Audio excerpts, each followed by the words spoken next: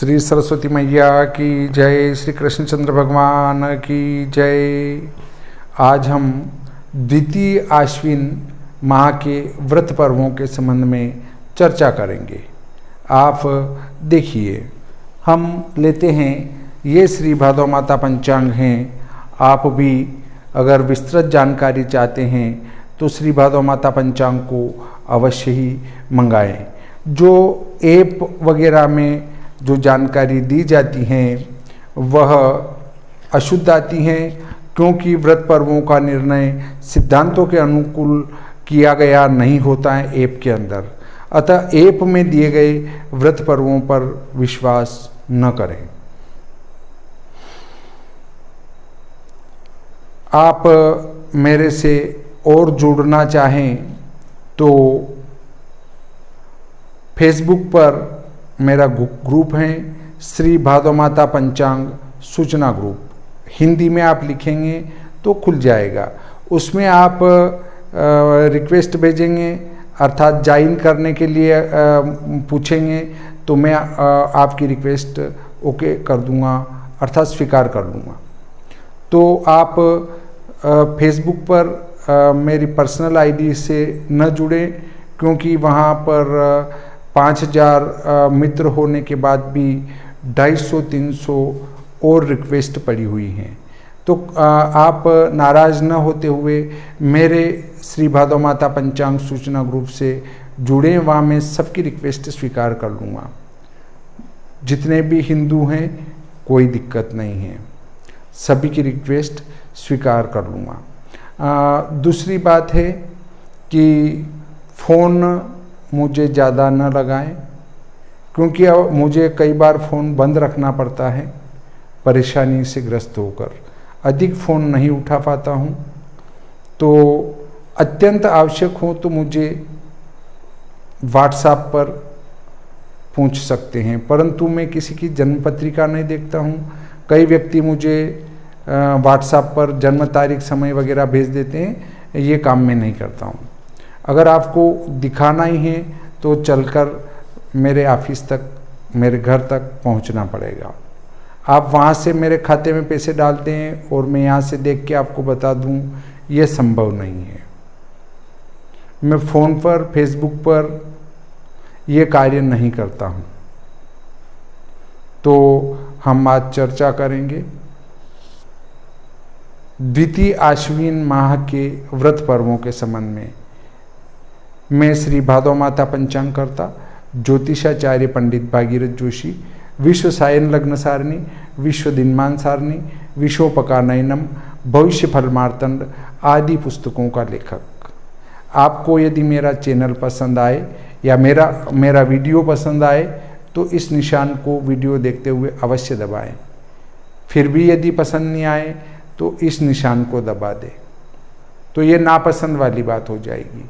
आप अपने मित्रों को शेयर करना चाहें तो यहाँ पर ऐसा तीर का निशान है, उस पर क्लिक करेंगे तो नीचे से कई ऑप्शन खुलेंगे कि आप कहाँ भेजना चाहते हैं।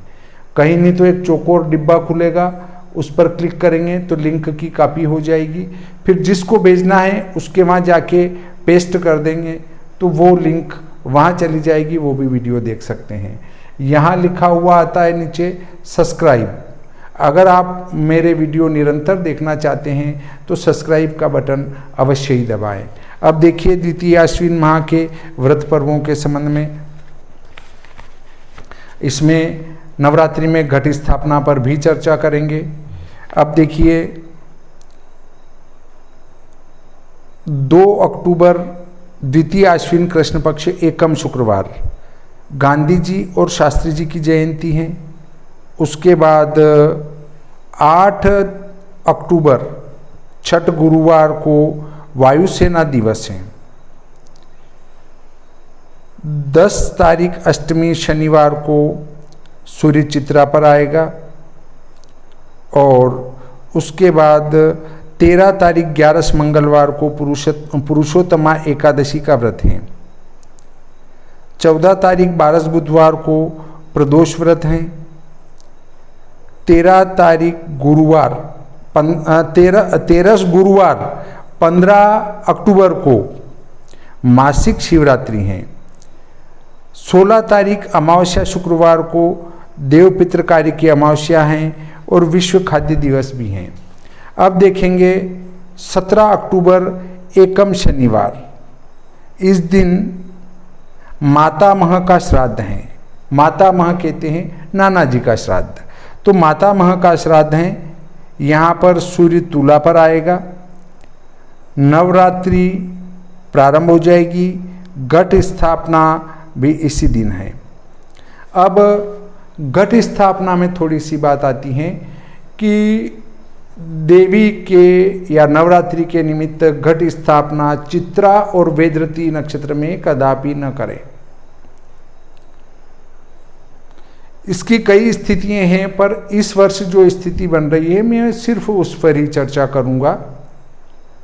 तो चित्रा नक्षत्र दिन में 11:53 तक रहेगा। किसी पंचांग में 11:50 हो सकता है, किसी में 11:55 हो सकता है, किसी में 56 हो सकता है। तो कुल मिलाकर 12 बजे के पहले पहले चित्रा नक्षत्र खत्म हो जाएगा। और अभिजीत वेला लगभग मध्य भारत में तो 12 बजे के उपरांत ही रहती है। तो फिर भी अपने स्थान की अभिजीत वेला निकालकर 11:55 के बाद में अभिजीत काल में घट स्थापना करें, क्योंकि चित्रा नक्षत्र और वेदरती योग में घट स्थापना नहीं की जाती है। ये बात ध्यान में रखें।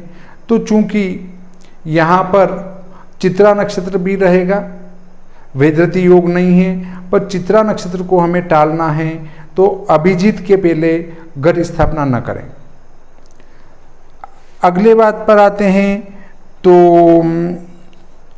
20 अक्टूबर चौथ मंगलवार को उपांग ललिता व्रत है। 21 तारीख पांचम बुधवार को सरस्वती आवाहन है। 22 तारीख छठ गुरुवार को सरस्वती पूजन और हेमंत ऋतु प्रारंभ है। 23 तारीख सप्तमी शुक्रवार को सूर्य स्वाति पर आएगा और सरस्वती बलिदान है। दुर्गाष्टमी है। ये दोनों पर्व एक साथ सप्तमी शुक्रवार को है। 24 तारीख अष्टमी शनिवार, इस दिन सरस्वती विसर्जन है। दुर्गा नवमी पूजा है। महानवमी, नवरात्रि विधान, संपूर्ण संयुक्त राष्ट्र दिवस। अब देखें कि अष्टमी का भी इस वर्ष बड़ा एक झोल पड़ा हुआ है। ये कह सकते हैं कि जो एक रेखा जाती है हमारी, ये देखेंगे कि ये एक रेखा जाती है। यहाँ पर हम देखते हैं कोटा आता है। कोटा ऊपर चलें तो भरतपुर, और भरतपुर से भी ये लाइन चली जाएगी, और इधर नीचे उतारें तो हमारा नागदा से फिर इधर और नीचे जाएंगे तो ये जो सीधी लाइन है, जहाँ आपकी झालावाड़ यहाँ पड़ता है, और झालावाड़ से जो है ये झालावाड़ है, यहाँ होके ये लाइन निकलती है, ये नीमच यहाँ पड़ता है। तो इस एरिया में चूंकि इस पूर्वी भारत में जो एक घटी से अधिक अष्टमी उदय काल में रहेगी, तो जो पूर्वी भारत है उसमें तो अष्टमी मनाई जाएगी उदय व्यापिनी अर्थात 24 तारीख को। और जो ये वाला भाग है नीमच और हमारा पूरा मध्य और पश्चिमी राजस्थान, गुजरात, ये जो वाला भाग है, इधर हम कहते हैं दिल्ली से पश्चिम के सभी प्रांत हैं, उधर ऊपर लें तो जम्मू कश्मीर वगैरह है, इन सभी में अष्टमी 23 तारीख सप्तमी शुक्रवार के दिन मनाई जाएगी, क्योंकि वो एक घटी से कम है। उदय काल में अष्टमी एक घटी होना चाहिए तो ही उसका पर्व उस दिन होगा। यदि एक घटी से कम अष्टमी है तो उसका पर्व सप्तमी के दिन चला जाएगा। ये शास्त्रीय नियम कहता है। परंतु वे व्यक्ति जो कहते हैं कि उदय बल प्राप्त होता है और वैष्णव संप्रदाय मानने वाले हैं, तो वे तो उदय व्यापिनी करें, उसमें कोई दिक्कत नहीं है। पर शुद्ध और शास्त्रीय दृष्टि से सटीक व्रत करना है तो यहाँ से इधर वाले तो करेंगे एक दिन बाद, अर्थात 24 तारीख को, इधर वाले करेंगे 23 तारीख को। ये 23 तारीख में करेंगे। ये भारत का भरतपुर कोटा नागदा वाला लाइन है, इससे पूर्व में एक दिन बाद, इधर एक दिन पहले। ये बात आप समझ चुके होंगे। और 26 तारीख दशम सोमवार, हम 25 तारीख नौमी रविवार को विजयादशमी, दशहरा, बुद्धावतार, अपराजिता, शमी पूजा, माधवाचार्य जयंती, ये सब 25 अक्टूबर को रहेगा नौमी रविवार को, अर्थात विजयादशमी 25 अक्टूबर की रहेगी, दशहरा। आगे चलें तो 26 तारीख 11 मंगलवार को पापांकुशा एकादशी व्रत रहेगा। 28 तारीख 12 बुधवार को प्रदोष व्रत रहेगा। और उसके बाद 30 तारीख 14 शुक्रवार को कोजागरी व्रत, लक्ष्मीचंद पूजा और सत्यनारायण व्रत, और गुरु उत्तराषाढ़ा पर आएगा, विश्व बचत दिवस, ये सब हैं। तो वे जो व्यक्ति हैं जो पूर्णिमा सत्यनारायण का व्रत करते हैं तो उनको करना है 30 तारीख को, और जो पूर्णिमा का व्रत करते हैं उनको करना है 31 तारीख को।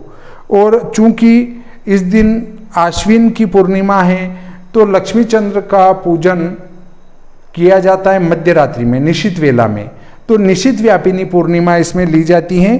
तो वो 14 शुक्रवार को होने से इसी दिन उसका पूजन होगा।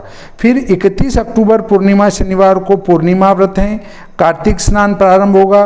वाल्मीकि व ऋषि पाराशर जयंती इस दिन है। मतांतर से महाराज अजमेर जयंती इस दिन है।